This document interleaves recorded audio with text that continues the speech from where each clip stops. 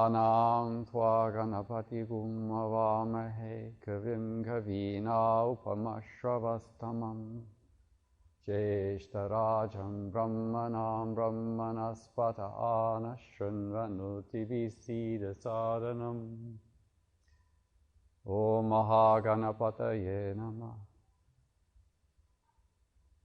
Om Saraswatyay Namah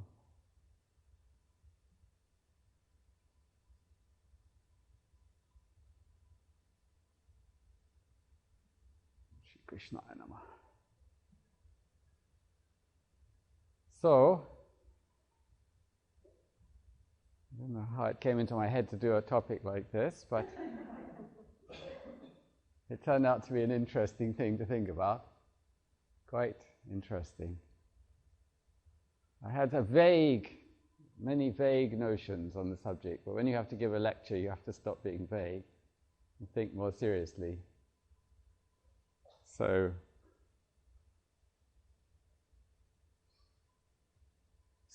past life suggests reincarnation. And in fact, there is a great deal of evidence for reincarnation. I live in Charlottesville, which is very close to Charlottesville, which is famous for Thomas Jefferson's University of Virginia. I don't know if you've probably heard of Thomas Jefferson, right? Okay. So he founded the University of Virginia, and it happens to have I guess it's part of the psychology department, but it's called the Division of Perceptual Studies. You heard of it? Dr. Ian Stevenson started it. And what he did was he got interested in this phenomenon where young children remember significant details about a previous life. And they remember enough details that you can, in many cases, find the family that they're referring to, the place, everything. And it usually pans out that all the details are correct. So I had no idea, until I started preparing this lecture, I had no idea that up the road was a bunch of scientists who had a whole database of, I think there's 2,500 cases that they have. Verified cases. These are ones that they've studied, they've accepted as being verifiable. And they've got even a database, they can do data mining on it and all that. So at the top of their web page, they have a slogan or a saying from Thomas Jefferson. I was bold in the pursuit of knowledge, never fearing to follow truth and reason to whatever results they led. You know, so when you're expecting attack from your academic colleagues, you put Thomas Jefferson in front, it helps, right? Okay. So the guy who's now running it, because Dr. Stevenson's retired, is Dr. Jim Tucker. And you can find some interviews with him on the web. And on their website they have quite a number of Dr. Stevenson's articles that he published, you know, with the American Psychiatric Association, other psychology associations, and so forth. And some of Dr. Tucker's articles, and then his books. He's written quite a number of books. And amongst the things that they observed were unusual play. The children were behaving in kind of unusual ways for children. Unusual behavior patterns, specific phobias. For some reason, the child was very afraid of something.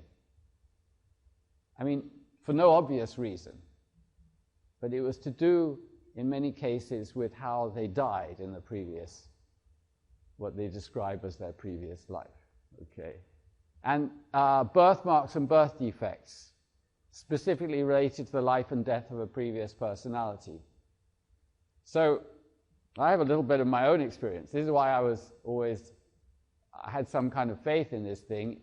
I wasn't aware that there was such a lot of scientific work could be done. But when I was in Africa, I spent quite a bit of time in Africa. I came across two cases like this. So I was in Durban. There was a family that lived close to where I was, and they had a young girl, and this girl had very clear memories of another family. So eventually the parents went out and they found the house, because it wasn't very far away. And every detail she'd said about the house and the family and everything was correct. So the mother, the present mother, was talking to the, because what had happened, they had a young girl and she died at about the age of 4. And so the present mother was talking to the previous mother, apparent previous mother, and at some point the lady was saying that her daughter had developed some kind of ulcer or something here, and she died with that condition. And then so the present mother called the girl and had a look, and there was a mark, exactly there. She'd never noticed it. You know, mothers might notice things, but she'd never noticed it up to that point. So this was something I personally came across, and there was another case in Zambia I came across. In that case, they'd been driving down the road, and the kid said, it's my house. So for some reason they decided to stop, because it was a very dramatic kind of thing. And then the kid started saying about details about inside the house, this, that. And so they went in. It turned out that there'd been a young lady, and she'd married into that family, and she died, I guess, in her 20s or something. So the girl announced that she had, I don't remember exactly how it came about, but she led them to a place where she'd hidden her jewelry in the bedroom. And there it was. Some money, some jewelry. So, you know, this of course, I got kind of a little bit convinced by this.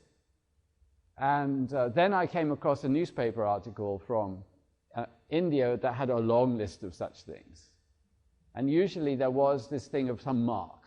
If somebody had been like murdered or strangled or something had happened, there was some mark. Now, I personally had a very remarkable experience once. I just went for a massage. The massage went on for rather a long time. I had a bad headache. But at some point, I just flipped into a state where I actually went through the experience of dying, going to some beautiful place, and then being forced into the womb. It was very dramatic. I mean, it was very dramatic. And I was stabbed. Someone attacked me from behind and stuck their sword right down my spine like this. A long time later, some little bell went off in my head that the whole of my life I had a problem in my spine, basically. If you look back, all the photos that have been taken of me, you see my head slightly on one side. I always have difficulty standing up straight. I mean, it's got a lot better. It used to be like there was a monkey on my back, you know, and now I don't really feel like that, but I've still got a bit of a problem. And it's strange how it seems that if there is some kind of, some sort of violence or something, it can carry through on some psychic level, or something happens. I had at the time that I had that experience. You see, what happened was I don't want to spend time on that, but I mean the person, the masseuse was wandering around looking for customers. I said I had a headache. She said, I can fix you. And she for 2 or 3 hours, she massaged me. She didn't fix the headache, but I had this extraordinary experience. So, I mean, you know, it was the grace of God, really. Because and I remembered the thing, and when I studied sort of advanced things with my guru, and we started looking into the past life story in my chart, then, you know, we've basically found it. And he confirmed it was on the banks of the Ganges.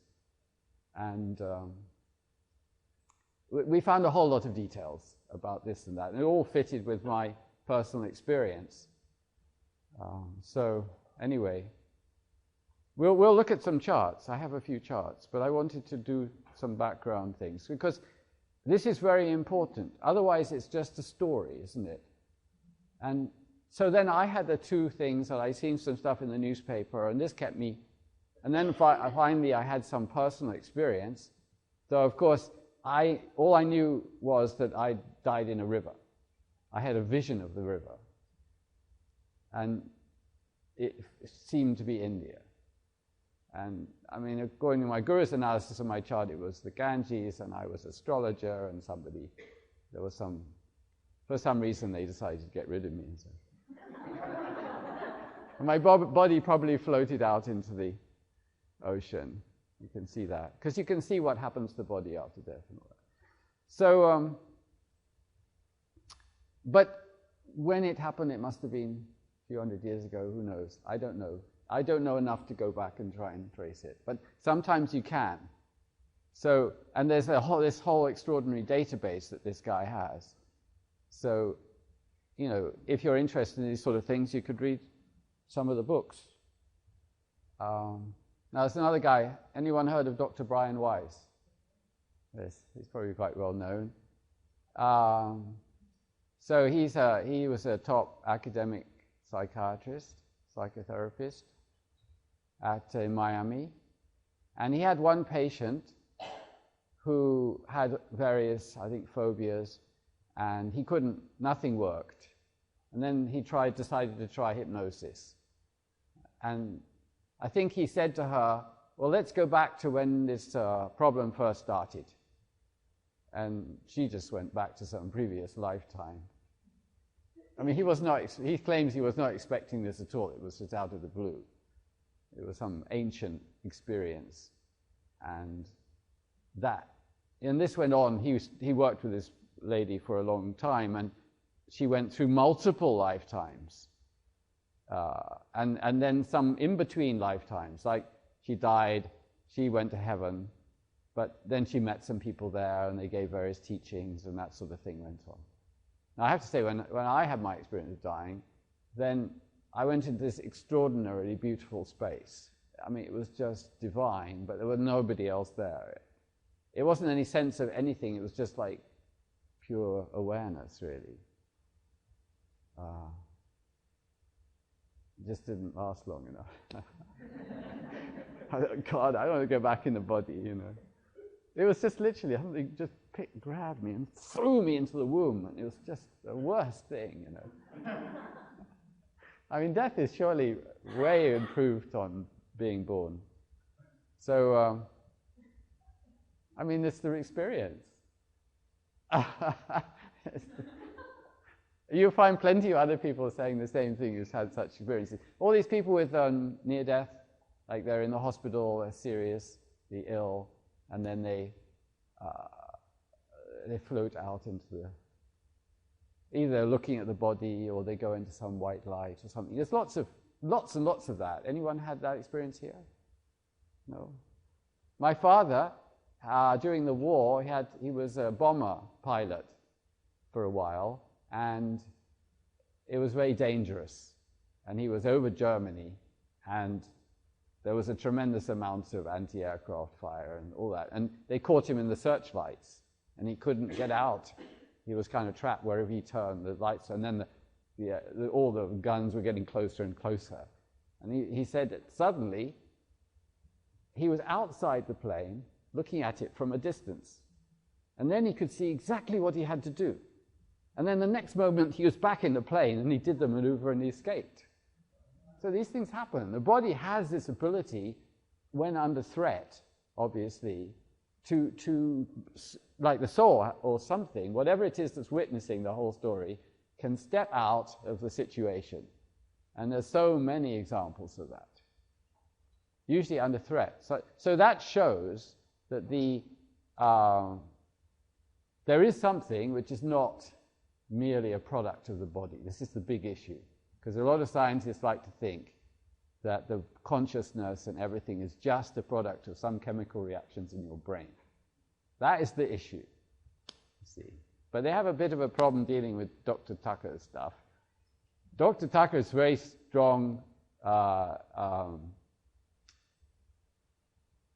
scientist. Now, Dr. Weiss is also a very serious scientist, but he's developed this thing, and now it's like his full-time thing, really, because now it's become what he does.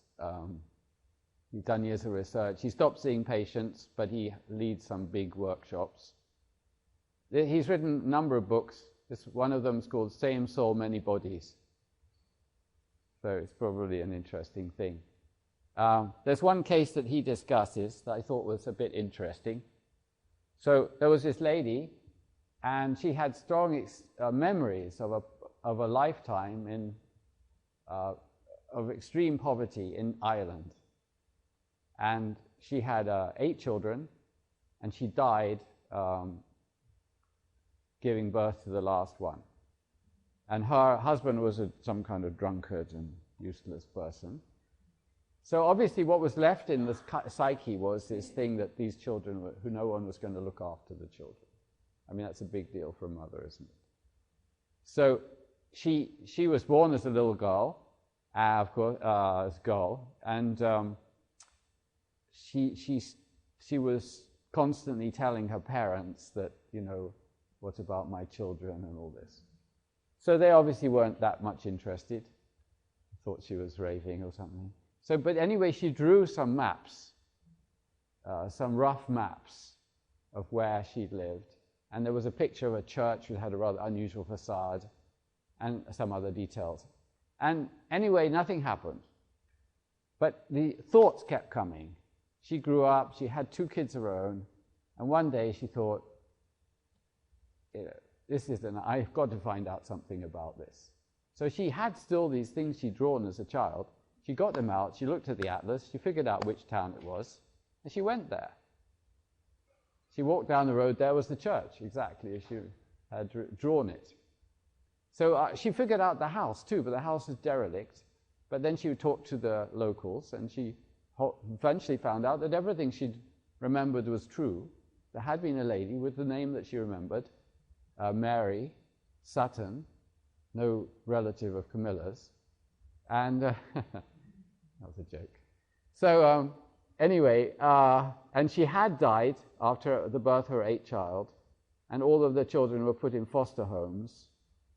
And so she then started a research, and she found that 5 of them were still alive. She contacted them and organized a reunion. And this became a bit famous because she was invited to appear on the Donahue show. Some of you may remember that. Is there a movie about it now? Oh, you got it. All right. Anyway, this is a famous example. There are loads of these sort of examples, but I thought this one was particularly... I only came across this like yesterday or something. But it's Dr. Weiss mentions it. So there are lots of such examples. But this was kind of dramatic. Anyway, the children seemed to think, even though they were a lot older than she was, I mean, how bizarre. You get a phone call, and somebody says, I'm your mum. Of course, I'm 30 years younger than you are. Would you like to meet your brother who you never even knew existed, right? Because the 2 of the kids didn't even know they had siblings, because they were too young when they went into foster care. So, what's the movie called? Oh yeah, okay. Anyway, but you only after you've heard a few of these things, you start to think, well, there's got to be something going on here, right? So I thought, well, what does Lord Krishna have to tell us? This is all quite famous stuff. But in chapter 2, because Arjuna is having a problem with all the slaughter that's about to take place, so Lord Krishna has to explain to him some of the facts of life. So he says, I've, taken a few little quotes out. Just as the embodied experiences childhood, adulthood, and old age, so the body acquires another body after death. We go through various stages. We are not like we were as a baby. All the cells have changed. Psychology is completely different. But there's still some sense that that was me, right? So this seems to be the same thing. That's what he's saying. The body acquires another body after death. Then he emphasizes the fact that the essence is indestructible, imperishable, and it can never be destroyed. This is what Arjuna has to understand, is that the spark inside everyone is not going to die when they die. Because he's saying, what happened? I have to kill all my relatives and everything. So they've lived so many lives before.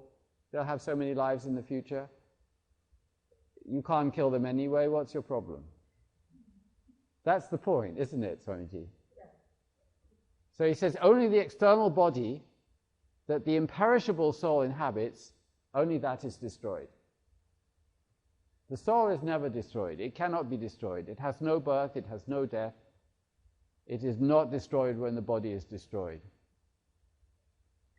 He says, just like we change clothes when the clothes become soiled, we go put on new clothes.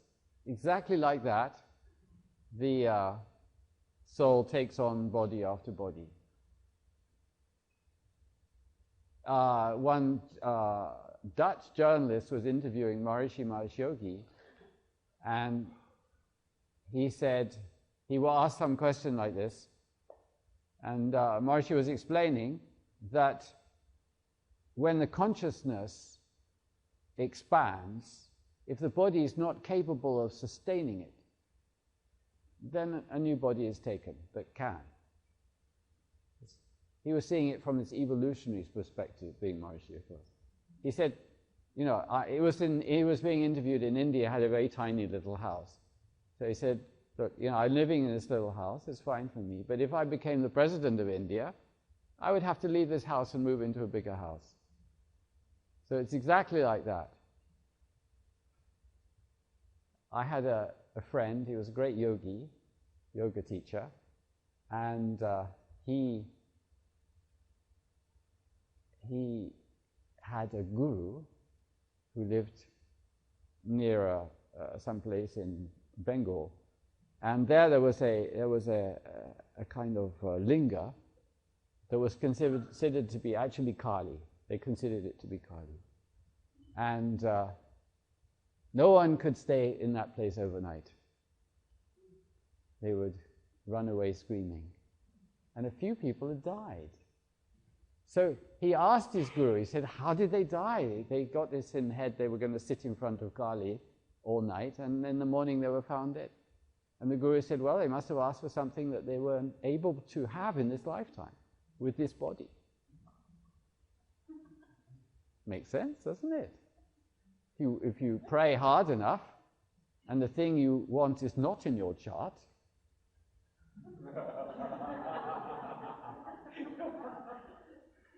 yes, really, seriously.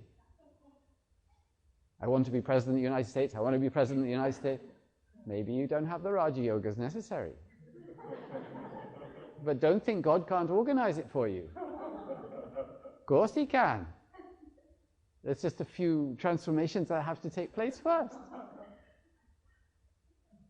Isn't it? So that's why we should not be afraid.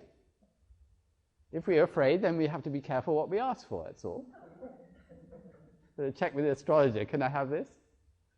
Is it easy? Because if we start taking this broader perspective, then the fear goes away, everything is possible. You can have anything you want, you see, because that's, if you read the Yoga Sutras, you start to understand this. Yogi doesn't have to worry about dying and all that, he can just drop the body and take another body at will. If he wants to experience what it's like to be a cat, he just moves into the cat body and has some experience with that. If he wants, you can do that.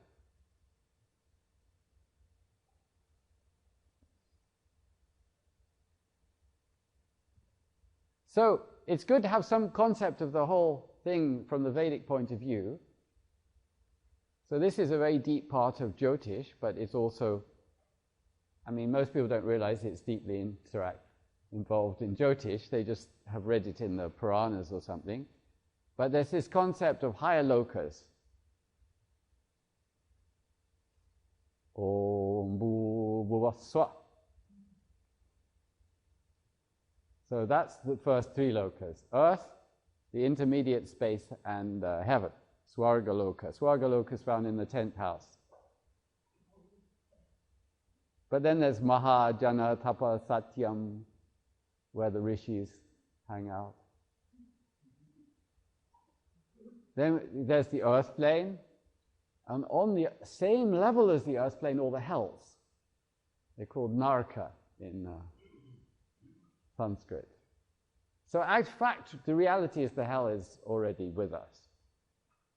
If you have any doubt about it, you can look into the lives of some people who they don't have proper sanitation, they barely got enough water and food, they're being eaten by the worms.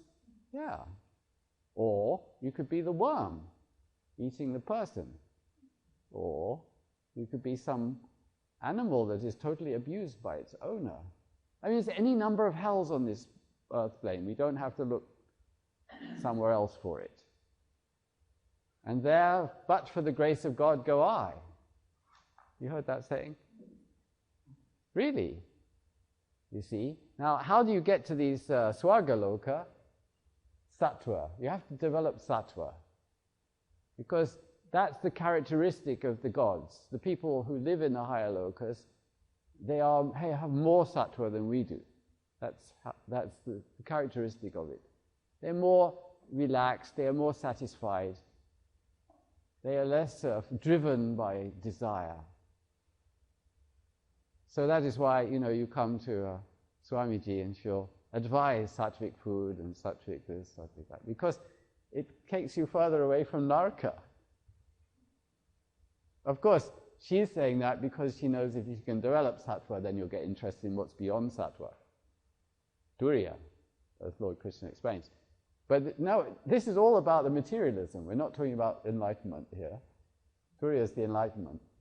That's beyond the sattva.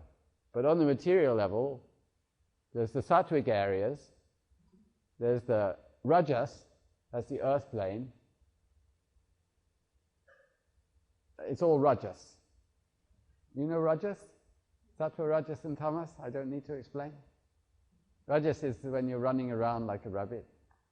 And the two planets in Jyotish that represent rajas are Venus and Mercury.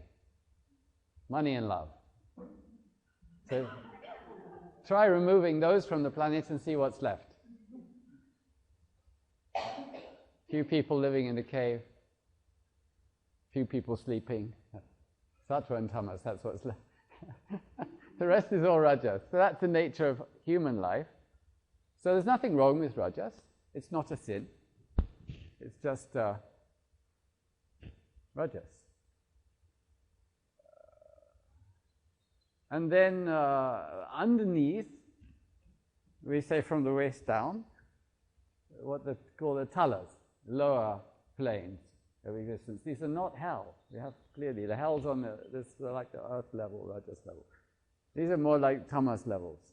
So if you have to be a tree and stand there for 100 years, barely breathing, that's tamas. Huh? Oh, which house?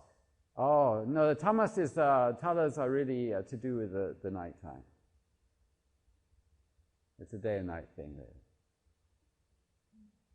But the fourth house is the main place. We say the fourth house is naraka. It's also connected to the talas. It's because of the midnight energy. It's all dark. But in the talas is also a special kind of light, because Lord Vishnu's, see he's standing and he's being shaded by Ananta, the cosmic king of the snakes. So the light of the great Nagas is keeping the talas illuminated. So that's why the yogis like meditating in the middle of the night, because they're not even distracted by the sattva. They can just enjoy the light of the pure consciousness. So it's not at all linear, really. So basically, we have 10 directions. This was explained yesterday. And so that the green thing, this is the earth plane. It has 8 directions, east and all that. And then there's up and down. So basically up is we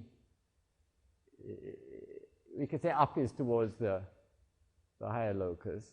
And the planet that takes us up is Ketu. That's why it's called the Moksha Karaka. So Ketu is coming from below and taking us up. That's why Ananta is actually related to Ketu. And then the ascendant is what fixes us down. It's what takes the heaven and makes it connected to the earth, because it is the point where the heavens are crossing the horizon. So the thing that the downward direction is really the ascendant. So what we say is my life, me. When we say me, we're just talking about the personality and the body of this lifetime. Because even if you have memories of a past life, it's not the psychology or the body of the past life that you have. You're not the person that you remember being if we think of the person as being like the personality traits. And it's a very interesting exercise. We should really do it, but time is limited. You get a sheet of paper. You see someone with a sheet of paper. And write down all the things that you think define you. And then, first cross out all the things that are obviously related to the body or the environment. Then you cross out all the things that are obviously related to the mind and the feelings and all that. See what's left. Try it.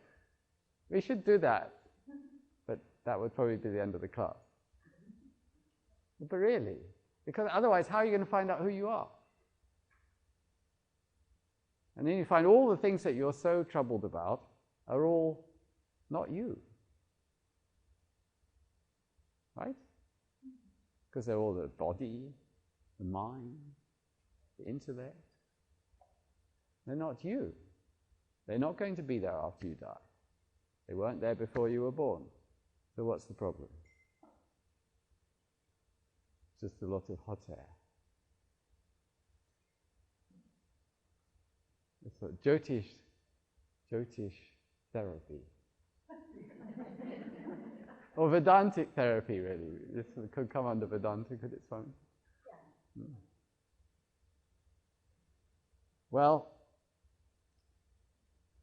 now, this is just a pure little metaphor, not to be taken seriously. Nothing is linear. You can't, it's not balls and springs. The physicists used to think that the universe was made up of what we call balls and springs. Here's the atom, and there's some kind of force, and here's some other atom, and they're connected by the force, and we can show the students some model of a molecule with some balls connected by springs, and really that's how we used to think. Unfortunately, it didn't work. So around the beginning of the 20th century, they discovered it didn't work. It was called the ultraviolet catastrophe. Because the whole physics collapsed. So it's, oh my God. So then they had to scramble. Fortunately, a few genius people were born at that time, Albert Einstein and a couple of others. They rescued physics by bringing totally new thinking, completely new, nothing that anybody could understand. It was just so mind-blowing. Basically, they did away with all this balls and springs, and everything became so abstract and so kind of not what we experience on the day-to-day that even today nobody really understands it. And my professor at Oxford, his previous job was director of CERN. You've heard of CERN? The Large Hadron Collider and all that. So he, a couple of times, after teaching us some quantum mechanics, he would say, this is the best theory we've got. It works phenomenally. It's just perfect, but I don't understand it. Doesn't make any sense to me. And, finally I pulled together some courage and I said, well, so you meditated, because if your consciousness reaches a point that is silent, then suddenly these sort of phenomena start manifesting. It becomes real. Otherwise, just in the day-to-day experience, everything's terribly linear and boring, spring-like. So anyway, this is your life, this stream. This is a bit of your life that you can remember, and that little line represents the current situation. Now, the physicists have a concept of space-time. Have you heard this expression, space-time? Have you ever really thought what it implies? Suppose I met somebody yesterday who was going back to San Francisco by train.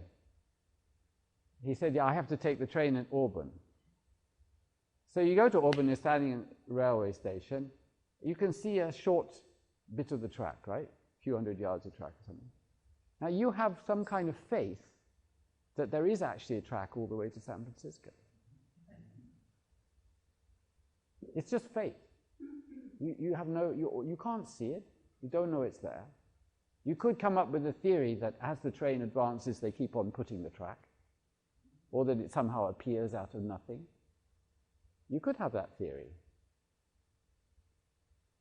Now that all sounds ridiculous, but if you expand from three-dimensional to 4 dimensions by introducing time, then is the rest of time also present already?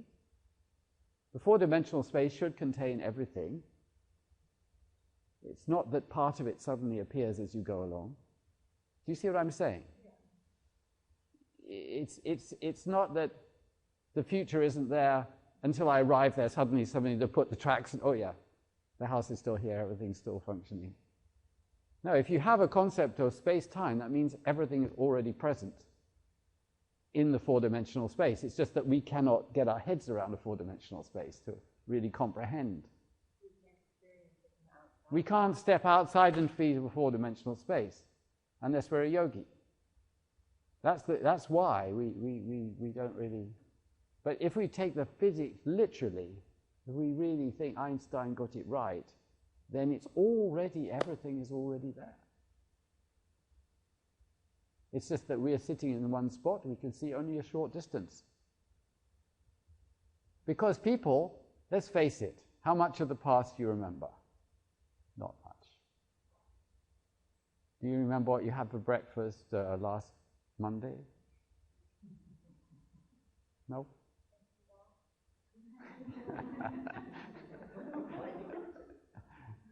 Okay, so people have a little bit of memory of the past, and they have a little bit of intuition about the future, right? You do have some sense of what's going to come. Sometimes you have some visions or, realizations that this is going to happen. Yeah, everybody has sometimes some kind of little flash of what's about to happen. So there's some insight into the past, there's some insight into the future, there's some insight into things in other places. We get some kind of, suddenly something flashes that, our daughter is doing something somewhere or something is going. So there's always little, but it's very little normally. But the point about yoga is that it gradually develops the connection between the past, present, and the future. They all meet at a point. And then all the space is meeting at the same point. So if you're really sitting at that point, you can go anywhere, look at anything. You could even ultimately look at everything at once. Now this is the totally mind-blowing level of it. There's a saying, Sarvadhi Sakshi Bhutam. Anyone heard this expression? Sarvadhi Sakshi Bhutan. It means the witness of all the intellects. Not just one intellect, all the intellects. This is what we say about the Guru. When we worship the Guru, we say, Sarvadhi Sakshi Bhutan. You are that which is capable of witnessing all of the intellects at once. Lord Shiva. That is the level in which you take a Guru. But the point is that anyone could attain a state of consciousness that is something like that. It's possible. You see, but normally speaking, all we've got is this little stream. We say that's our life, it has some boundaries. Beyond that we don't know, it's all kind of grey. And there's the line where we think we are, right? Okay, then we step back a bit. So that's a lifetime. And the blue line is the, we could say, the soul. There's something. In Sanskrit, I think we call it the Karana Sharira, the causal body. That's surviving. And then the child is conceived, is born. So there's a kind of expanding. It starts off, there's very little awareness, and gradually there's becomes sort of fully aware of one's life. And then towards the end, you're beginning to forget things. You know, this whole idea of dementia, Alzheimer's and all that, basically you're preparing for reincarnation, because you have to forget this life. So you might as well start practicing before you die. That was my guru's point. I thought it was rather good. So past a certain age, you start forgetting it all. What a blessing. All the attachments. Can't remember who your daughter is. Can't remember who your, anybody is. Don't have to worry about anything. My mum's so blissfully happy, basically. Nothing bothers her. So, yeah, and then that all drops off, and the little thread continues. No? Yeah, that's right, it just drops off.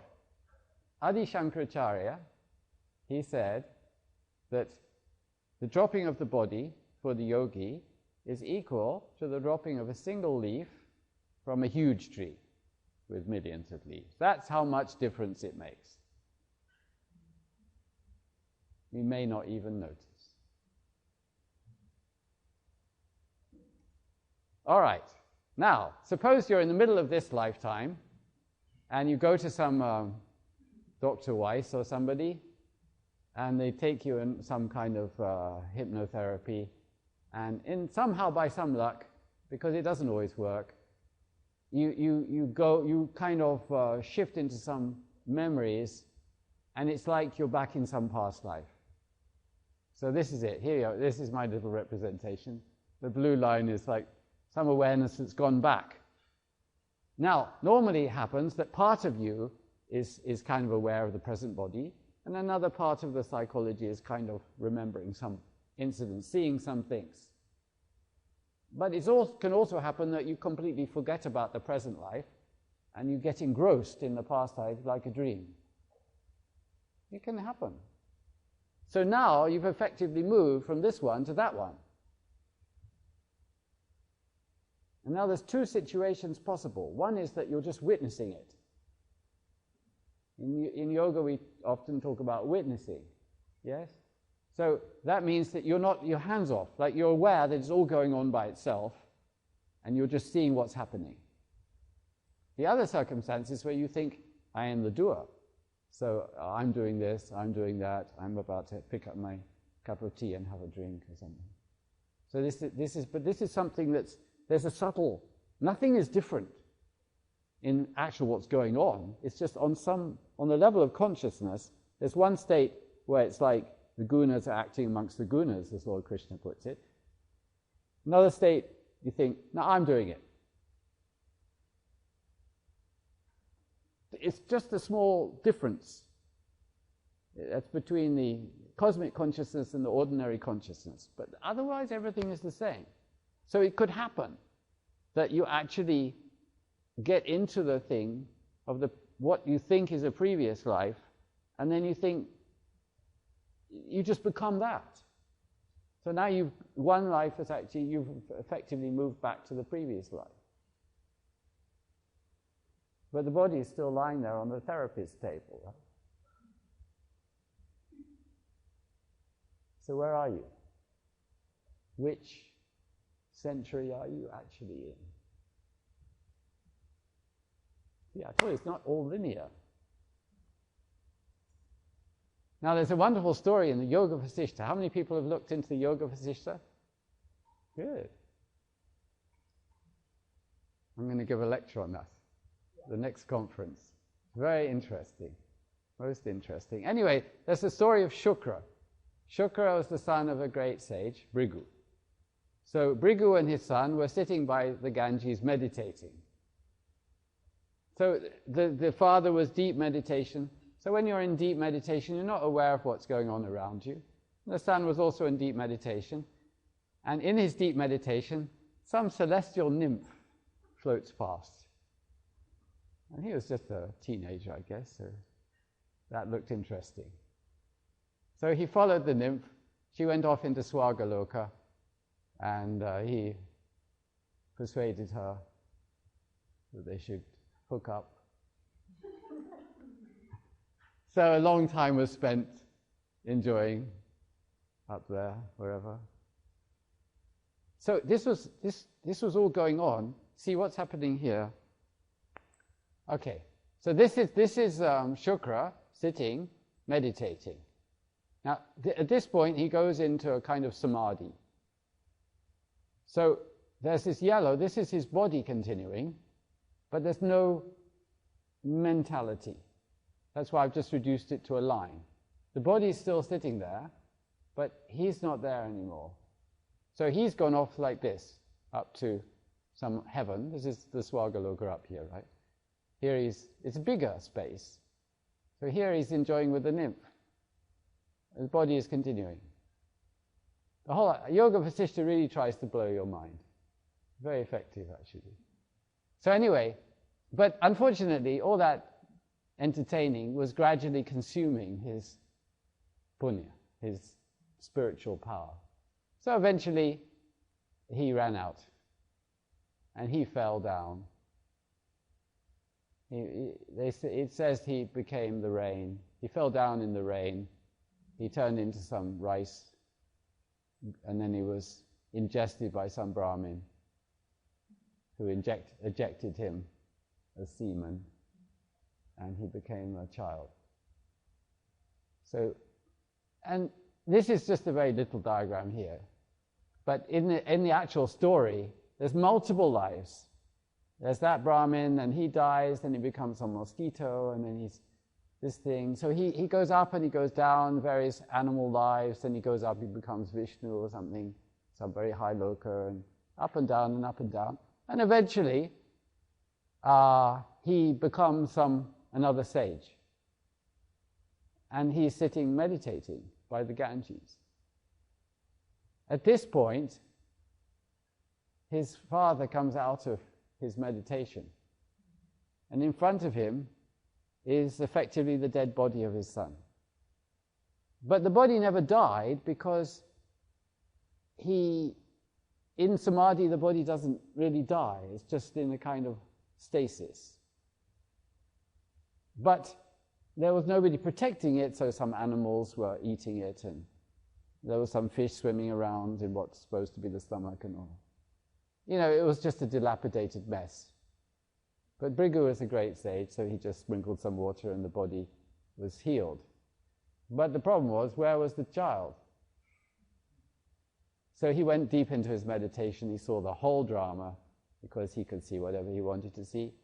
Then he saw that his son was now a sage. Just, all he had to do was walk down the Ganges and find him. So he walked down the Ganges and he said, look, I need you back in you're supposed to be my son. So at that point, Shukra recognized him. He just dropped that body. So that body was now dead. And he re-entered the old body, which had been fixed up, and life continued. So yoga, but the thing is, this sort of thing on a small scale, there are examples of it happening. There's a whole story of Adi Shankaracharya, same basically the same thing. He needs to experience sex, and he's not allowed to do that because he's a Swami. So he goes up some mountain and he lies down in a cave, and he appoints his disciples, say, you have to protect the body, because if you go off, leave your body, I mean, anything could happen to it. This is a big problem for the Swamis. So that's it. The disciples are waiting and waiting.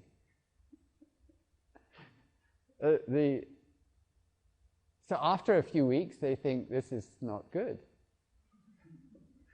So they make some inquiries. Then they hear that some king died, and then he suddenly came back to life. And ever since then, everything in the kingdom has been perfect. The rains are perfect. Everything is perfect. Everybody is happy. And so then they thought, okay, that's him. We got it. So they disguised themselves as musicians, and they went there. This is my version of the story that I remember. And there may be one or two different variations on this. And then they sang this song about some sage who'd left his body and become a king. So when they did this, of course, Shankara remembered. And immediately the body of the king fell down dead. That must have entertained the ministers, who were already a bit surprised about what was going on. And now, the disciples were here, and the body was back on the hill, and nobody was protecting it. So when Shankara re-entered his body, he found that there was somebody standing there about to light the funeral pyre. They'd stacked the wood, and they were just about to burn it. I mean, it's great movie stuff, isn't it? It's fantastic. Almost Hollywood. So, but this, this sort of thing can go on with anyone. Like I said in a previous example, because who knows? If you're in meditation and you go into some space.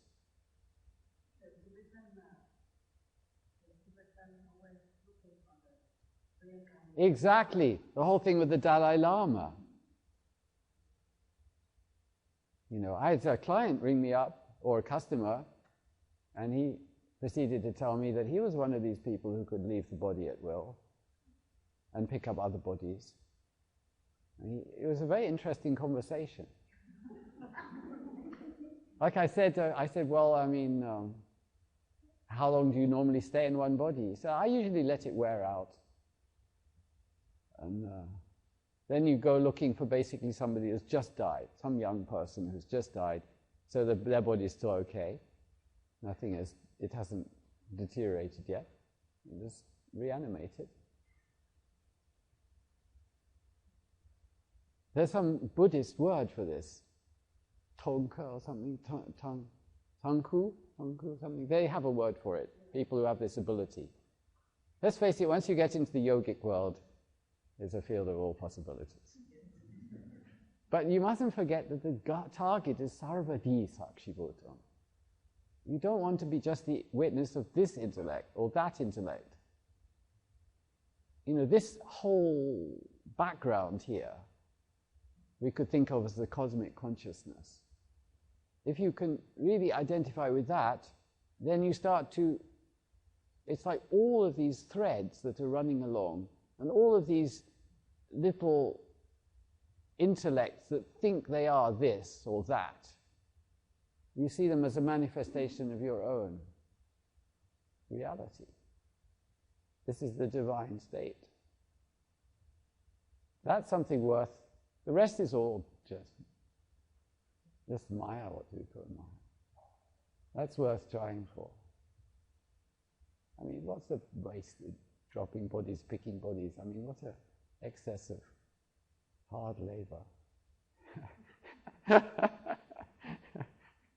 And you see, there's nothing to fear at all. That's the point that Lord Krishna's making. When someone dies in a family, you're supposed to recite this, isn't it? Part of the Gita. So everybody knows very clearly, no big deal. They're going to get something better.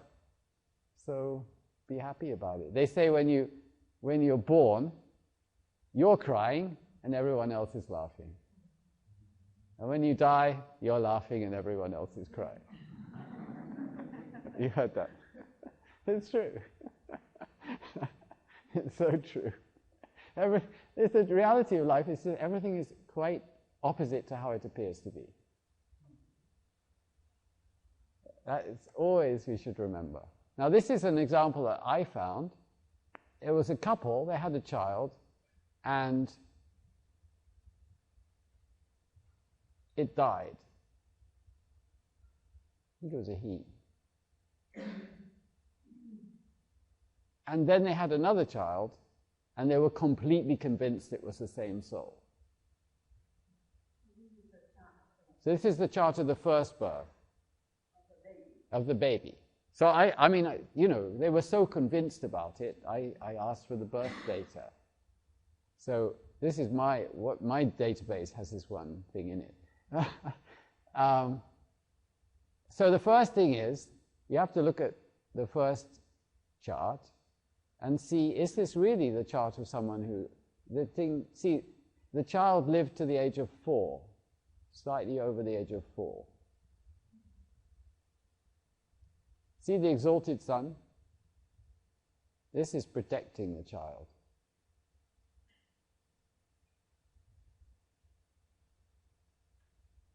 But if we look otherwise, we see that there's some weaknesses. This is you see Mars is the lord of the ascendant. And if you study Jaimini, you understand that Scorpio is also ruled by Ketu. So what we see is Mars is debilitated in Cancer. See Mars in Cancer.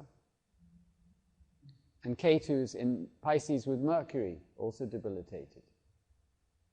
So the ascendant, this is a big problem. If your ascendant is weak, longevity is a question. So if you study this, so you see the other house that you have to check is the 8th house, longevity house, ruled by Mercury, debilitated. Saturn is the Karaka for longevity. Saturn is hopeless in Leo. That's its most difficult setup. So basically we see that longevity is very poor in this chart. So the sun will keep her alive, or him alive, because it's exalted here in the 6th house. This is a very positive thing. But the moon is not going to save, because this is the 7th house, Marika house, right? So as soon as moon dasha started, the child died. So the question is, what was this birth about? What did the child want to do with this life? We've seen that it couldn't have a full lifetime because there wasn't enough strength. But we do see that Venus and the moon are in Taurus, and basically that's rather fine, isn't it? You can see that there was some strong Venusian energy that wanted to be expressed. And the main problem, really, was this debilitated Mars. That spoiled it. So the Venus couldn't do its thing because Mars was too weak. Okay. So this was the rebirth, if we like to think of it like that. And what do we see here?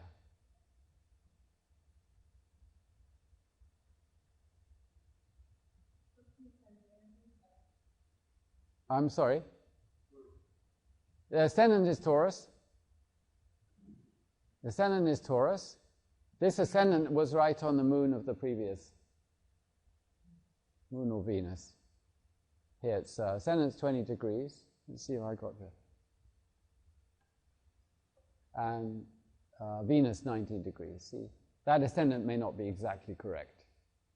It could easily be that the ascendant was exactly on Venus.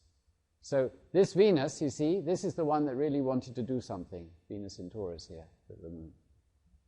And so the next, the child came back with that ascendant of that exact point. And we'll look at the Mars, exalted. Yeah.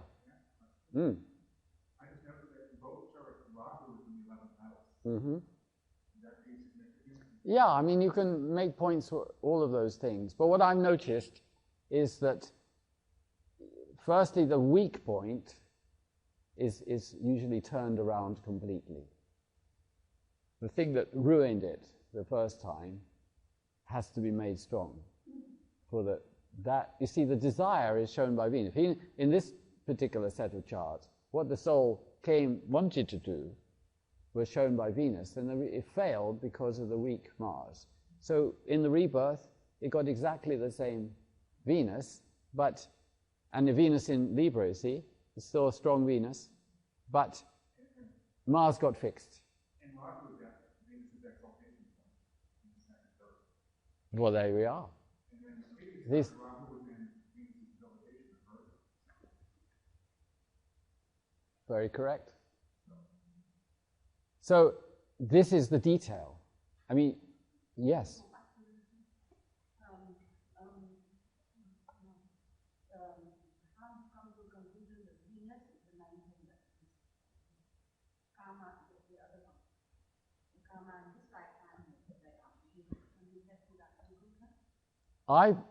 Because this is the strength in the chart, this Venus Moon thing in Taurus. That's what's dominating in this chart. It's in Kendra's. It's not Saturn, because Saturn is not capable of doing anything in Leo, and it's contributing to the death. This is the thing that's strong in this chart, is this seventh. Well, it suggests to me, if I just see this chart, I see that what's going to dominate in the person's life is this energy. They may want to be an artist or something. Singing, probably like to sing and all these things. So then you see the other chart.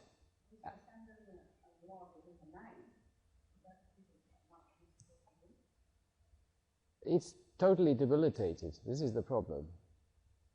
See, the weakness of the Ascendant Lord is... See, the Ascendant's your physical strength. If the Ascendant is not strong, a baby is born with a weak Ascendant, they will have difficulty surviving. The fact that the Ascendant Lord is the ninth just means the person is a nice person and all that. But it doesn't keep them alive.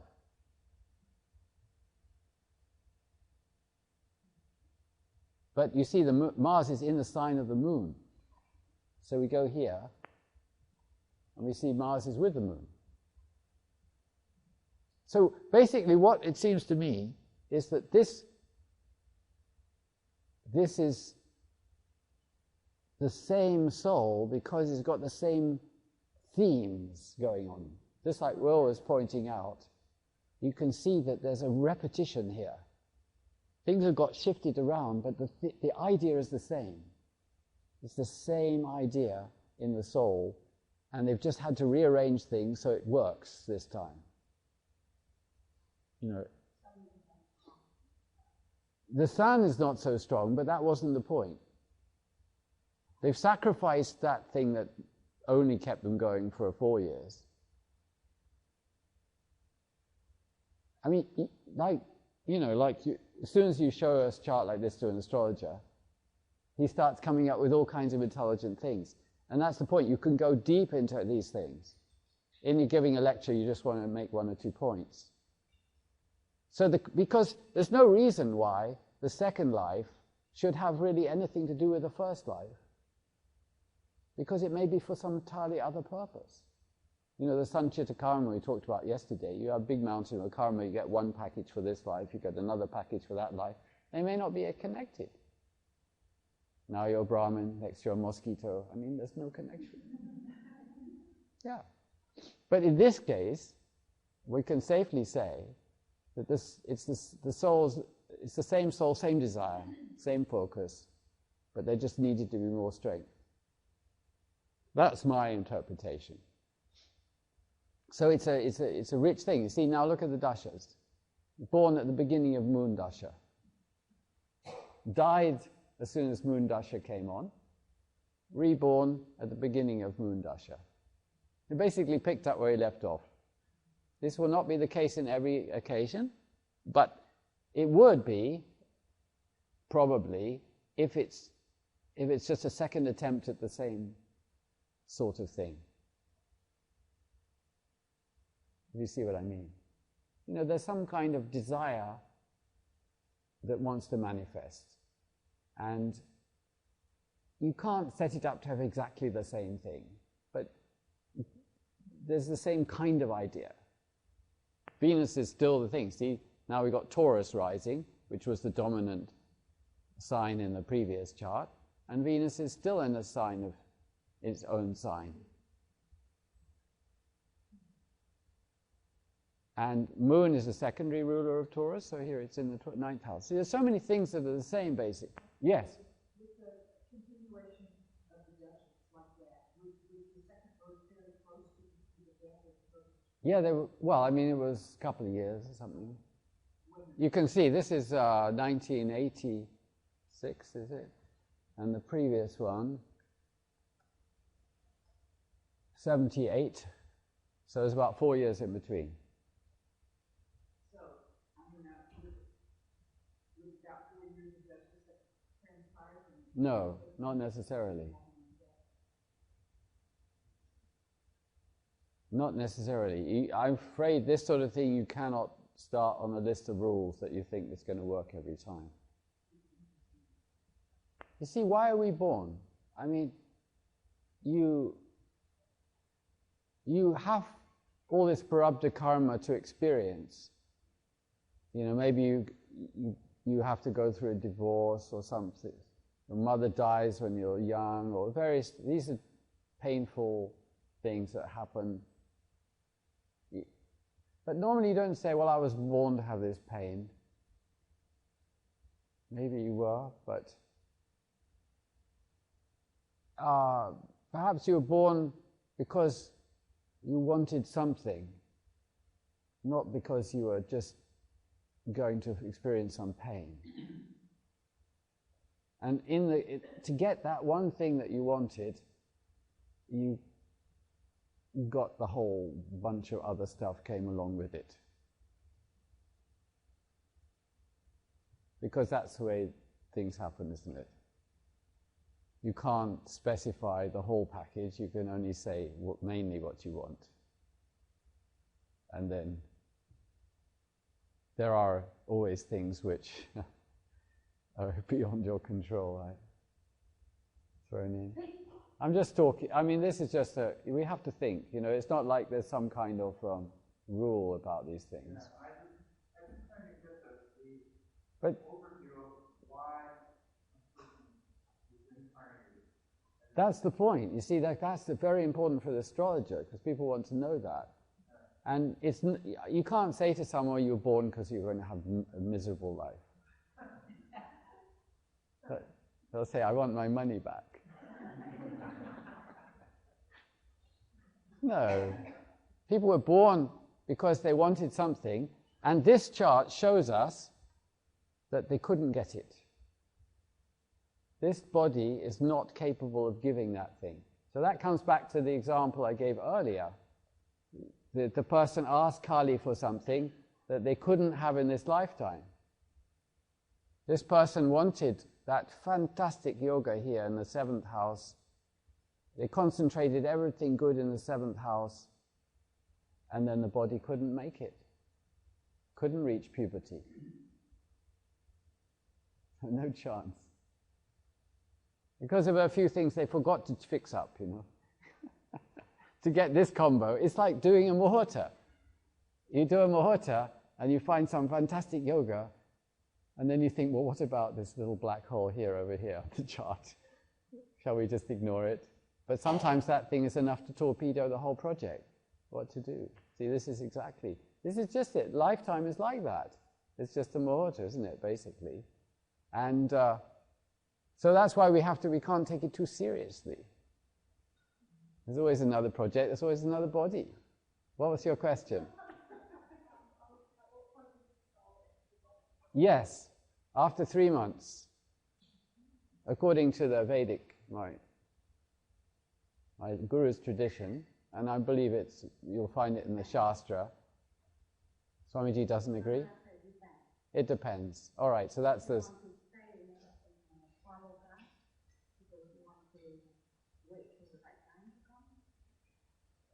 Oh, sorry, I was answering a different question. You may be answering her question. I don't know exactly. What was your question? I thought she meant like at which point when the development of the fetus. Is that what you meant?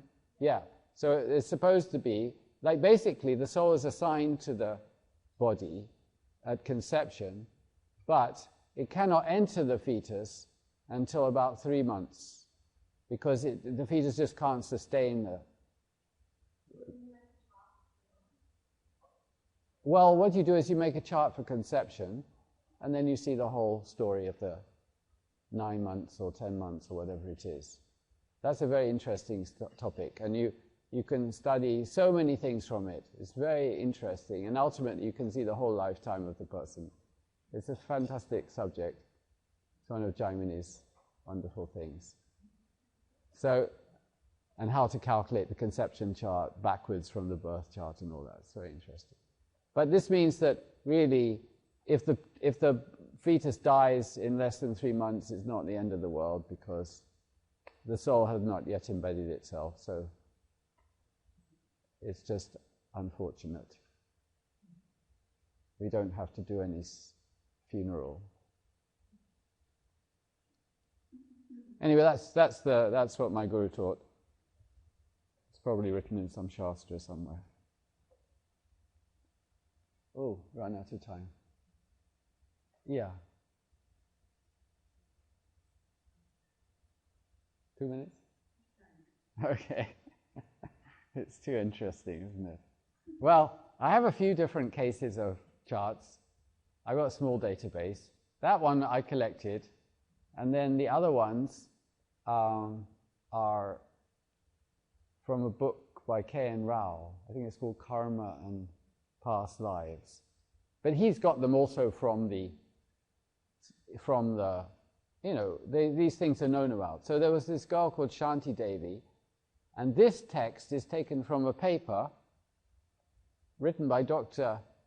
Ian Stevenson of the University of Virginia, The Evidence for Survival from Claimed Memories of Former Incarnations. It's a very interesting paper. This is on the University of Virginia website, and it's from the Journal of the American Society for Psychical Research. So let's have a quick look here. So this lady, Shanti Davy, she was born in 1926, and from about the age of 3, she started remembering details of her former life in the town of Muttra, about 80 miles away.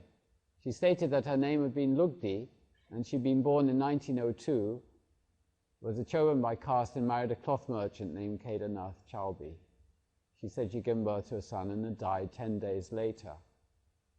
She thought a lot of things about it. So finally, her parent decided to check up.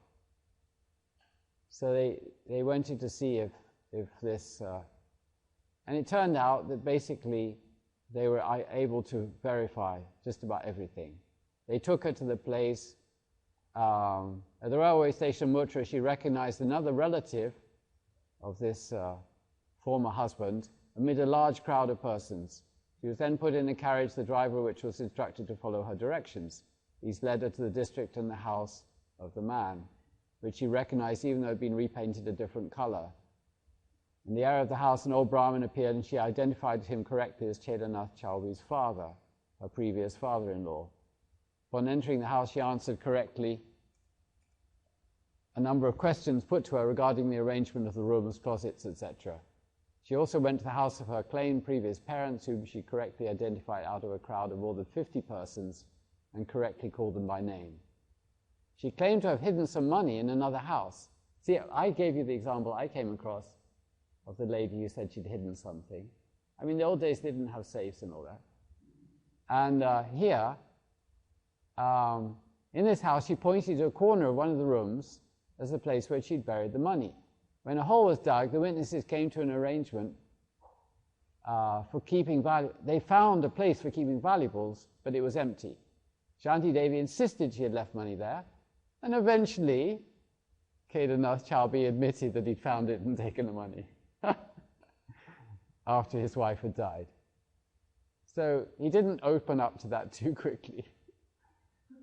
She used idioms of speech familiar in Muttra before she had been there.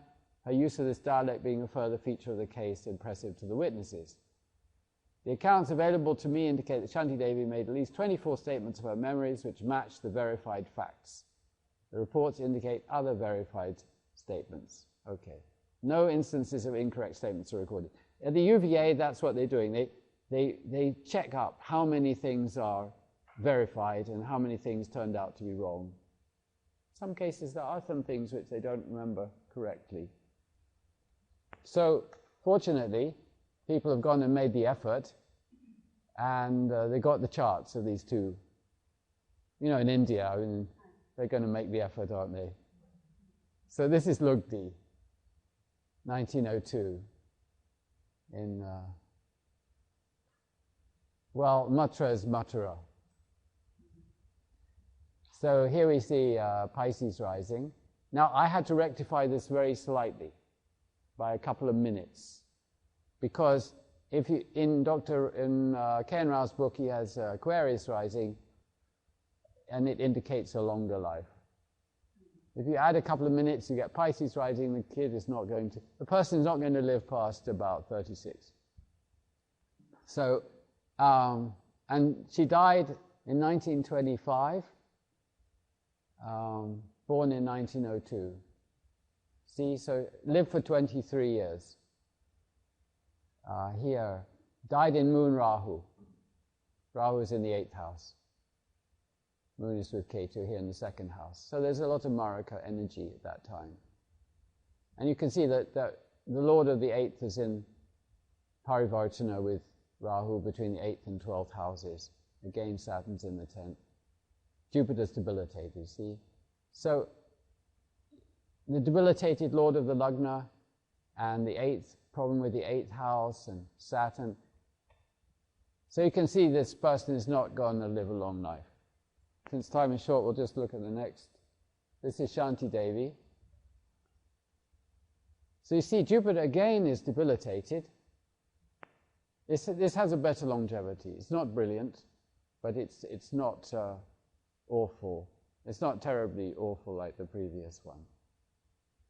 So what we see is the ascendant repeats.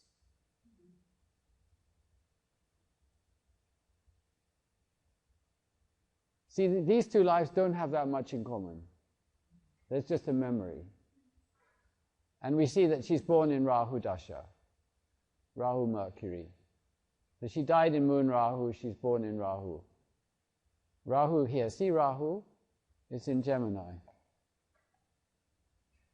And here where's Rahu is in the 8th house. So this was not a good placement for Rahu, because Lord of the 12th house. And then, so Rahu is the one that killed her. This is the point, not Jupiter. See that? Jupiter couldn't keep her alive because of it being in Capricorn. But Rahu is the one that caused the death. It was an accident, I think. Yeah, I'm pretty sure it was an accident. But here, if you study, you see Rahu's very strong here, exceptionally strong. So the weakness has been replaced by strength. And this theme of Pisces rising with Jupiter in Capricorn is also repeating. That much is the same.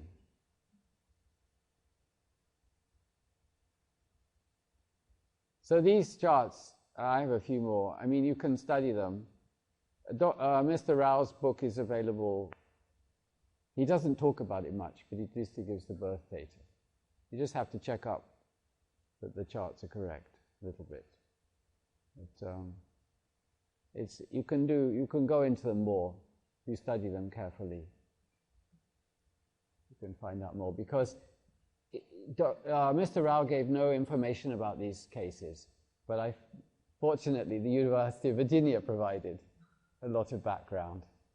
So you can, at least they don't tell us much about Shanti Davy, but they have quite a lot about Lugdi.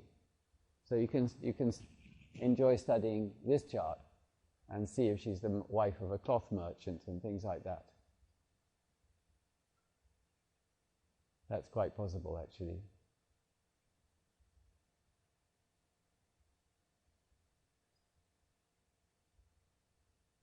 So Anyway, any questions? Yes. Is there anything in the chart of the little girl that would indicate something so strange that she can remember such a? That's a very good question. Why is it that some people can remember and some people can't? Now, according to Dr. Weiss, a lot of people can remember if they're helped by a therapist. I just had to go for a massage that went on for 3 hours, which is very unusual. I've never heard that.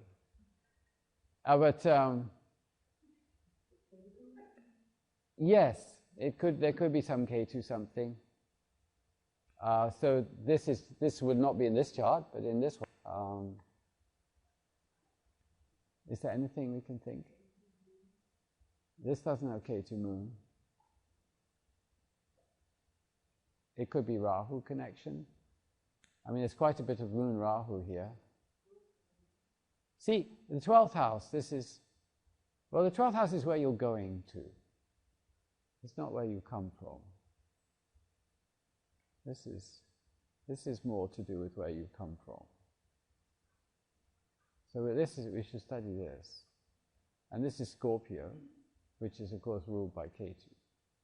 But there's something. That we'd have to study that. You come from the 9th house and you go into the 12th? You exit here. Yeah.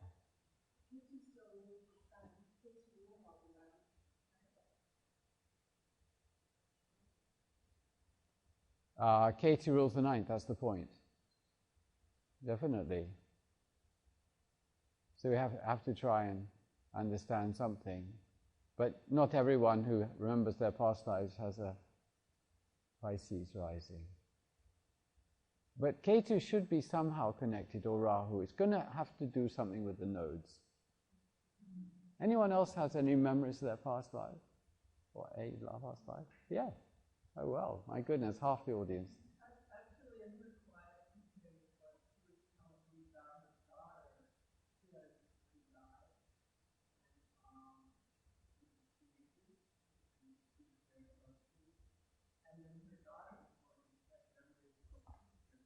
her being pregnant and had labor at night, and she said her daughter was like she had the same relationship. And she had memories. She had memories of women. And she said, "Oh, well, remember when we were doing this?" And she said, "I think before you were born." See, that's a perfect case. Yeah. There's a perfect case. Dr. Stevenson. She was having fun when she was When what happened? the mother was having fun. Yes. Oh, I see. And she told you all about it. About her daughter. Ah, there you are, I see. We're starting to get some understanding of the therapy required.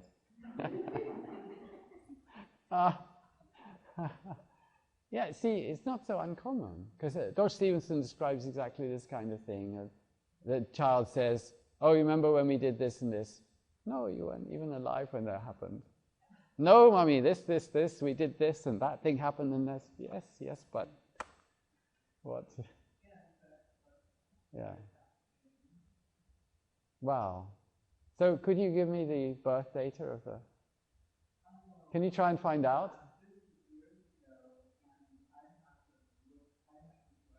Oh yeah. Anyway, if any of you come across such a case, or you have personally some knowledge, I would be very grateful.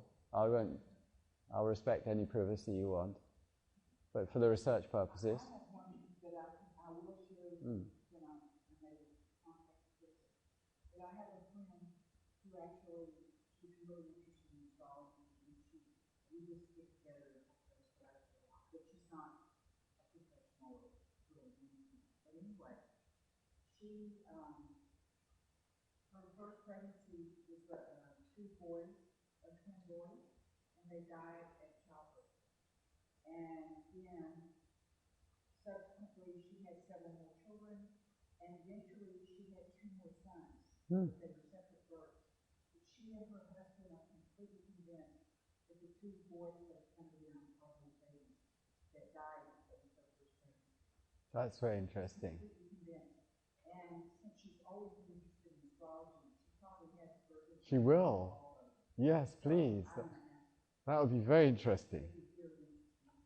Because we didn't have time, but there are lots of rules, you know, in Jyotish about the past lives and all that. I mean, you can go into a lot of detail, but how do we prove that they're true? And we need evidence, we need cases, you know. That's the thing. So that's why it's so useful. Because I was trying to see if the UVA had got birth data, but I don't think they collect such things. And one thing that actually, when she and her husband both really get strong with the boys, and she talks about them as if they were little boys. She's an unusual case because, you know, she's a contemporary person. But she lost 3 babies early, and that's so unusual in this case. Later, she lost them girls, and she later, so now she has 4 living children, 2 girls and 2 boys. She doesn't ever talk about that baby girl that died is being with the other children. Yes, so, that's in it. a way, it's substantial. She doesn't just jump on that bandwagon. Exactly. Because mothers have this kind of knowing, don't they? They just know, you know. And she actually grieves over the loss of the baby girl. Yes. Didn't seem to come back to her. Right. More than the boy. Yes, why grieve over the boys? They come back. She just feels like they're back with her. That's right. She says that they feel like the boys had something else to do before they come back. Exactly. Exactly. You see, sometimes you just, that's the thing, you go for it, but it's just not, the circumstances aren't quite right, so you have to try again. She said it was a great grief when it happened. Yes. But she's over it. But she still grieves with the girl. Yeah. You see, that's the point that Lord Krishna makes. You know, death is inevitable, and over the inevitable we should not grieve. Of course it's natural, it's completely natural, but still, the point of the teaching is to try and help us. There's a fantastic story about this sage who lived to about 185. It's a book called Maharaj. I'm trying to get it reprinted, because it's gone out of print. It's so interesting because he lived into the second Vimshottari Dasha, even the second Narayana Dasha, because he went past 120 and 144. And he was, it all started because his son and his wife and some other relatives, they all died while he was off fighting a war. He came home and found they'd all died, so he kind of lost interest and became, you know, it's just he just got disgusted and he ended up by the banks of the Ganges becoming a saint. And then he passed 120, and then he basically meets them all again. His mother is reborn and helps him recover from some heavy tapas he did. And then his son is reborn and meets him. He's by the river, and his son runs out of the crowd, "Daddy, daddy, daddy," and completely forgets the parents that he had and insists on going with him. And so for a few years they're together, and then he dies again. Very tragic. So the whole destiny repeated itself with some variation. And he goes into this terrible state of depression. He's a great sage, but he still gets depressed. So for 3 days he's just sitting in his hut in this state of depression. And then suddenly in walks Lord Krishna. And he doesn't recognize him. Little cowherd, you know. And then this little boy repeats some verse from the Gita. He says, "Wake up, Swamiji." You know, and it just goes click like this. And the boy just disappears. And then he's completely himself again. So it just, you know, we can be overcome by the Maya. It doesn't matter how much knowledge we have.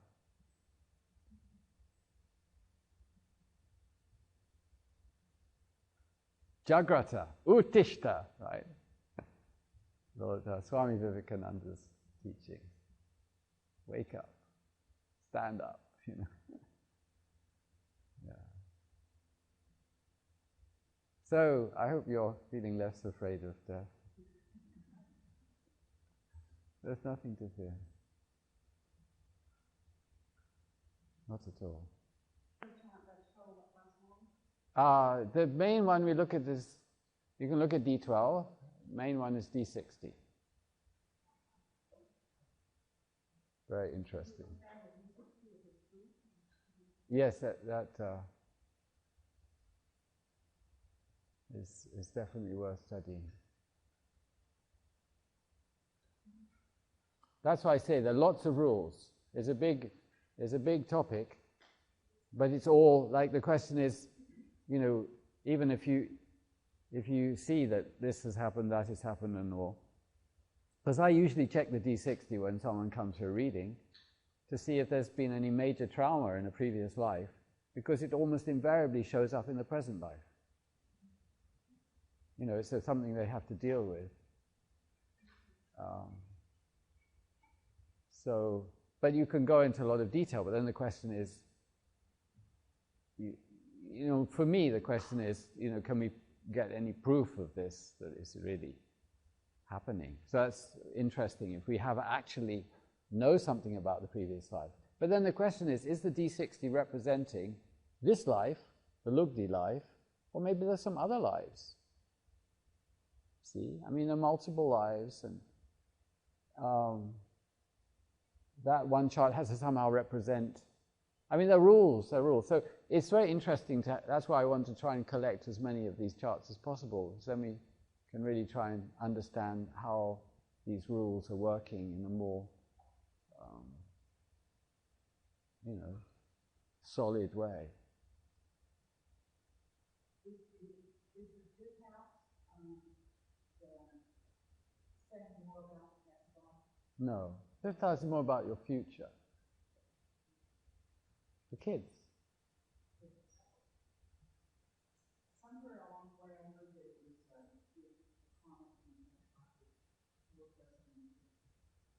Yeah, but you see that you could say some things like that, but mainly the fifth house is more about where how you're projecting forward, and the ninth is more about how you're a projection of the past. You know, you say your dharma. Dharma is normally you do what your parents did. Ninth house, we say it's the father, but it's really the lineage, you know, family lineage. So you see, because the thing is complicated. One thing is, okay, I had a past life, but then what about maybe I've inherited certain thought forms from my grandmother or something, which may have nothing to do with that past life. We're not linear, you see. So there are matrilineal thought forms or kind of impressions, and there are patrilineal impressions, and there is sort of like our own kind of memories from somewhere else maybe, and these are all kind of blending, and they're all very powerfully influencing the present life. So all of these things have to be studied separately by the Jyotishi. It's very fascinating to see, you see, because I mean that's like your relationship with the mother, divine mother, with the divine mothers, or something with the divine fathers, and you know, I mean, it's a very interesting thing. And then there's a whole question of, we also may have some connection with some rishi. I mean, it's such a wonderful study, and there's no end to what you can learn. One is only scratching the surface, really. But this, like I said, lots of rules. It's a big topic. So people are not, there's nothing linear about it, really, and that's what even modern science has figured out. These psychologists are not even sure that you can say that someone has a unitary personality.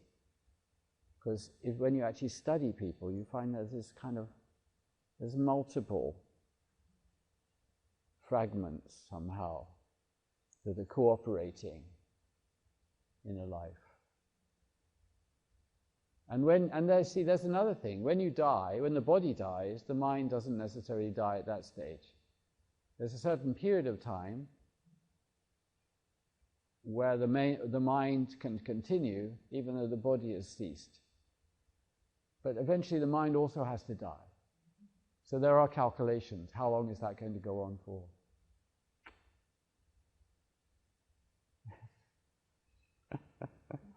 Yeah. There's something that many people have think about a lot. I think this is more historical and world, the development of the world. Yes. You know, that all these people died in World War II. Yes. And then there's everything. Yes. Yeah.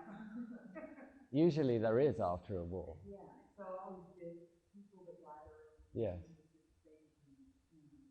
But the thing is, I think it's a mistake to have this linear concept of a soul just plodding on, like in my diagram, one line and then another life and then a line, because it really isn't like that. You see, there's sort of impressions.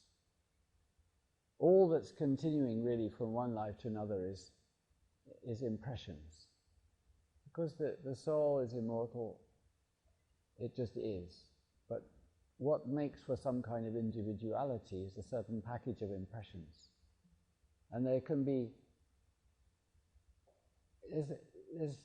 there's so, impressions can come from here and there, and they can form together in any kind of setup and produce anything.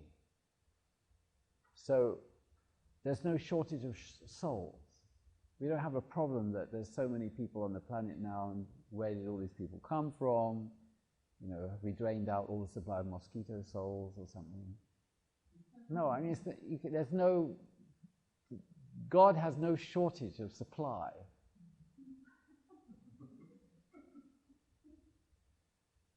You know, there's just there's an infinite reservoir.